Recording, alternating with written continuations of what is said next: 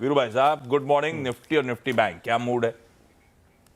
Good morning आशीष। देखिए आशीष, कल मेरा क्लियर क्रिस्टल व्यू था कि bank Nifty with the lead indicator, bank Nifty और लेवल था 59,831। अगर ये टूटा नहीं तो निफ्टी बैंक रिवर्सल देगा बाय ऑन डिप्स। और आशीष, हमने जो एक रणनीति रखी थी कि निफ्टी पे शॉर्ट उस जोन पे कवर करें अगर निफ्टी बैंक अपना बेस वन वालेट ना करे। क्या था लेवल? 370 नहीं 368 और 374 का लो था। तो रिकवरी आई, बैंक निफ्टी ने लीड किया and still the strongest index is Nifty bank.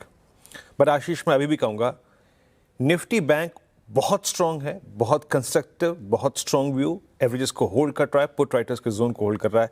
But अभी भी मैं निफ्टी के परिप्रेक्ष्य में जो व्यू रखता हूं उसमें मैं शब्द का इस्तेमाल करूंगा स्केप्टिकल, डाउटफुल, संदेहपूर्ण।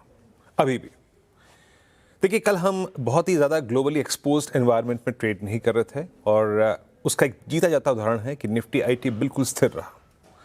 आज एक बार फिर से आपको ग्लोबली एक्सपोज्ड एनवायरनमेंट में ट्रेड करना है तो आज होगा आपका वास्तविकता से और हकीकत से सामना। मैं निफ्टी को लेकर तब तक डाउटफुल रहूंगा जब तक आप 25,800 की ट्रेजेक्ट्री को नहीं स्ट्रांगली क्रॉस करके क्लोज देते हैं। एनगल्फ करने की बात आपने बिल्कुल सही कही, टेक्निकली इट्स एनगल्फ, उसको आपको वेटेज देना होगा और उस वेटेज देने के क्रम में टेस्ट आज ही हो जाएगा। स्टैट्स लेके आइए।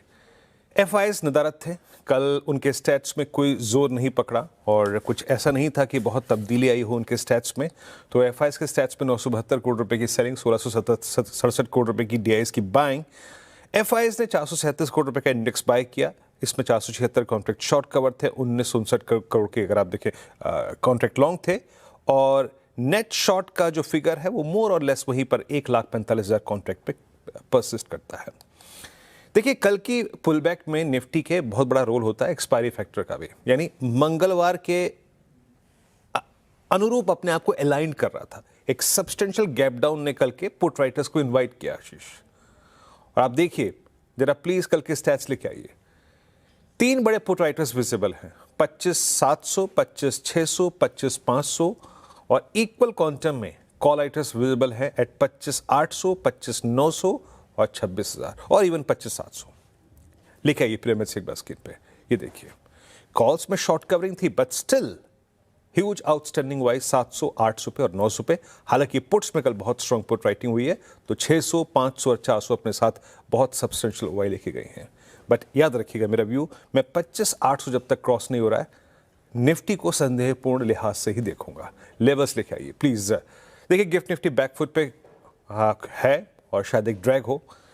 अगर बेस वन निफ्टी होल्ड कर रहा है, अगर निफ्टी के पुट राइटर्स में वो सिर्फ अगर एक वीकली कॉन्ट्रैक्ट की एक्सपायरी का फायदा उठाने आए थे तो ये बाजार सिंक हो जाएगा दोबारा। अगर बाजार में थोड़ा भी दमखम है तो हम बेस वन को होल्ड करेंगे, that's 20 and 100 day exponential moving average। In that case a reversal trade from base one is possible.